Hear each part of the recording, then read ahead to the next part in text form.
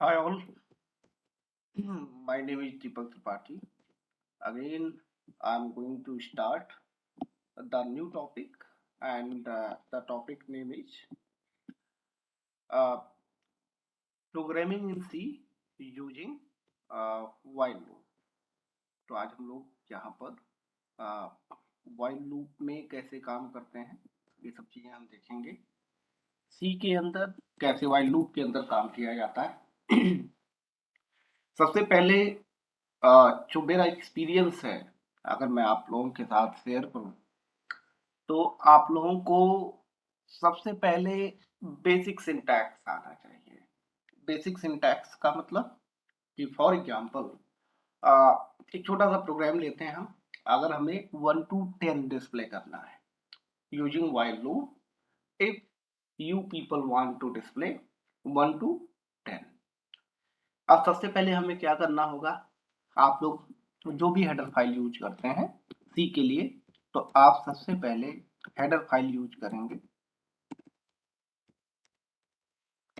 Again मैं आपको explain कर दूं कि जो हैश इंक्लूड stdio.h है, वो क्या है, आपकी एक हेडर फाइल है। हेडर फाइल का मतलब क्या होता है, ये सिस्टम लाइब्रेरी है। अब ये सिस्टम लाइब्रेरी हमने यहाँ पर यूज कर लिया है, तो अब क्या करना होगा कि हम इससे रिलेटेड क्लासेस, इससे रिलेटेड फंक्शंस हम यूज कर पाएंगे विद इन प्रोग्राम्स। इसके बाद हमने एक और हेडर फाइल ऐड कर ली। इसके बाद अब जब भी आप टर्बो यूज करते हैं, तो ये आपको हेडर फाइल यूज करना पड़ता है कोडियो एच। अब आप क्या करेंगे, आपको एक हेडर फाइल यहाँ पर लगानी है। हेडर फाइल लग गई तो अब इसके बाद आप मेन फंक्शन में आते हैं। मेन का मतलब प्रोग्राम यहाँ से स्टार्ट होता है। अब यहाँ पर आ गए, ठीक है। अब क्या करेंगे आप यहाँ पर वाइड में, और अब सबसे पहले आपको 1 to 10 तक डिस्प्ले करना है। तो 1 to 10 तक डिस्प्ले करने के लिए सबसे पहले आप वेरिएबल डिक्लेयर करेंगे। हमने डिक्लेयर कर लिया इंट आई इक्वल टू 1। देखिए आई क्या है, ये इनिशियलाइज वैल्यू है, मतलब जो स्टार्टिंग वैल्यू है वो क्या है, वेरिएबल की 1 है। इंट क्या है, एक डेटा टाइप है। आई क्या है, एक वेरिएबल है। 1 क्या है, एक वैल्यू है। तो इंट डेटा टाइप है। डेटा टाइप का मतलब क्या होता है, डेटा टाइप ये बताता है वेरिएबल कौन सी वैल्यू स्टोर करेगा। तो यहाँ पर डेटा टाइप इंट है, आई एक वेरिएबल है, और इंट बता रहा है आई वेरिएबल को कि आप न्यूमेरिक वैल्यू स्टोर करोगे। यहाँ पर 1 क्या है, न्यूमेरिक वैल्यू है। उसके बाद आप यहाँ पर वाइल लिखने से पहले, क्योंकि आपने यहाँ पर conio.h यूज किया है, तो यहाँ पर एक प्रीडिफाइंड फंक्शन यूज कर लेंगे आप। clr क्लियर स्क्रीन के लिए एक फंक्शन यूज कर लिया आपने। clr किस हेडर फाइल का फंक्शन है, तो अगेन मैं आपको बता दूं कि ये conio.h हेडर फाइल, जो conio.h है, उस हेडर फाइल का फंक्शन है क्लियर स्क्रीन। और उसके बाद हम इसे क्यों लगाते हैं, ये प्रीवियस आउटपुट को क्लियर कर देता है। प्रीवियस आउटपुट को क्लियर करने का मतलब, अगर जब ये प्रोग्राम बन जाएगा, उसके बाद अगर मैं इसे एग्जीक्यूट करूंगा जब, तो अगर जितनी बार एग्जीक्यूट करूंगा उतनी बार तो वही सेम आउटपुट आता। मतलब अगर मान लो कि 2 नंबर का सम हमने बनाया और 14 आ रहा है, एक फर्स्ट टाइम एग्जीक्यूट करूंगा 14 आएगा, लेकिन अगर सेकेंड टाइम एग्जीक्यूट करूंगा, third time, fourth time execute करूंगा, तो 14 उतने टाइम आएगा जितनी बार हम एग्जीक्यूट करेंगे। तो क्लियर स्क्रीन क्या करता है, जो प्रीवियस आउटपुट होता है उसे क्लियर कर देता है। और उसकी हेडर फाइल कौन सी है, conio.h। तो अगेन हमने यूज कर लिया वाइल। वाइल एक कीवर्ड है जो कि हम कंडीशन को टेस्ट करने के लिए यूज करते हैं। यहाँ पर कोई भी कंडीशन अगर हमें टेस्ट करनी होगी तो हम कौन सा लूप यूज करेंगे, वाइल लूप यूज करेंगे। इसके बाद अब कहां से कहां तक चलाना, देखो आई यहाँ पर आई लेस देन 10।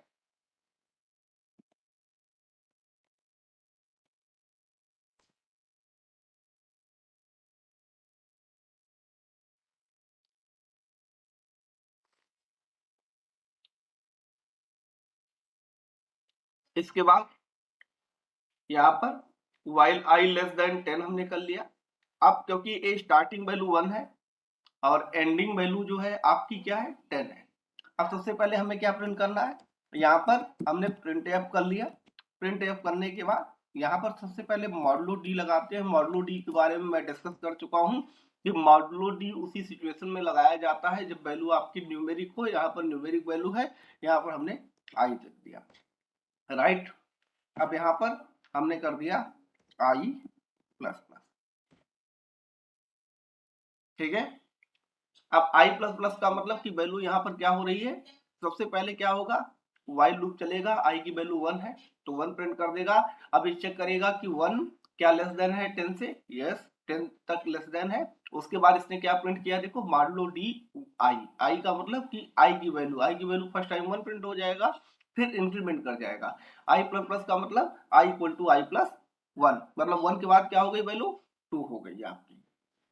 अब आप चाहते हो कि न्यू न्यू लाइन में आए, तो यहाँ पर आप एक फंक्शन होता है, यहाँ पर स्लैश एन लगा देते हैं, राइट। और इसके बाद हम यहाँ पर हमने लिख लिया गेट सी एच, राइट, यहाँ पर गेट सी एच लिख लिया। अब हम लोग देखते हैं यहाँ पर इसे एग्जीक्यूट करते हैं, कंट्रोल F9, यहाँ पर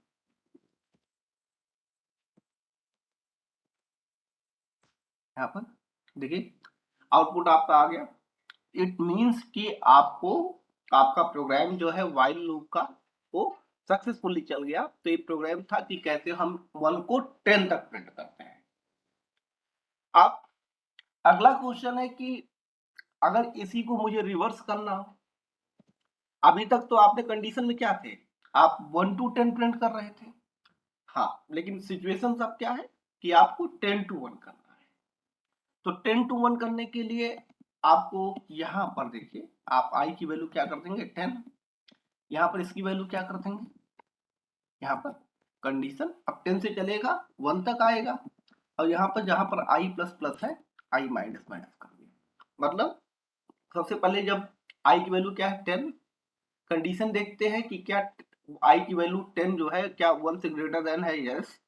तो यहाँ पर प्रिंट एफ में आपने क्या लिख दिया 10, 10 का मतलब 10 हो गया, 10 माइनस 1 कितना हो गया आपका, फर्स्ट टाइम 10 प्रिंट करेगा, सेकेंड टाइम 9, फिर आई की वैल्यू 9 हो गई, 9 क्या ग्रेटर देन है 1 से, 9 प्रिंट कर दिया।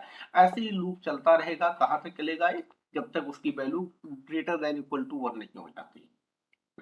इसे भी एग्जीक्यूट करके एक बार देखते हैं। यहाँ पर देखिए ये 10 to 1 प्रिंट कर रहा है। यहाँ पर अब कुछ और कंडीशंस देख लेते हैं, जैसे स्क्वायर अगर मुझे करना है यहाँ पर, तो आप सिंपल था यहाँ पर आई कर दिया आपने। अगर यहाँ पर आप देखेंगे, यहाँ पर देखिए ए स्क्वायर दिखा रहा है 100, 81, 64, 49, 36, 25, 16, 9, 4, 1। तो ये जनरली क्या हो गया आपका स्क्वायर हो गया। तो अभी तक हमने 3 प्रोग्राम्स देखे, यहाँ पर आई की वैल्यू कैसे इंक्रीमेंट करती है, और कैसे हम वाइल लूप के थ्रू प्रोग्राम असेंडिंग ऑर्डर में बनाते हैं, डिसेंडिंग ऑर्डर में बनाते हैं, स्क्वायर निकालते हैं। अब एक फाइबोनाची सीरीज बनाते हैं। अगर मैं आप लोगों को बताऊं तो यहाँ पर आपने लिख लिया i equal to 1 int j equal to 1, यहीं पर हमने लिख दिया j less than equal to 55, Fibonacci series का एग्जाम। यहाँ पर हमने क्या प्रिंट कर दिया j, और यहाँ पर i equal to i plus j, j equal to i minus,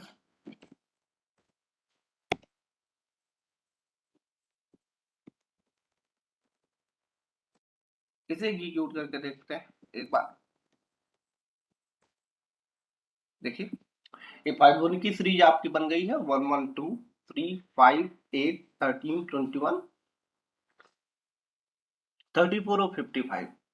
जब आप प्रीवियस 2 नंबर्स का सम करते हैं, जैसे 1 1 है तो 1 का सम 2 हो गया और 2 + 1 का सम 3, 3 + 2 का सम 5, 5 + 3 का सम 8, 8 + 5 का सम 13। तो इस तरीके की सीरीज जब बनती है तो उसे हम क्या बोलते हैं कि ये फाइबोनाची सीरीज। व्हाइल लूप के बाद अब हम डिस्कस करेंगे आज डू व्हाइल लूप का।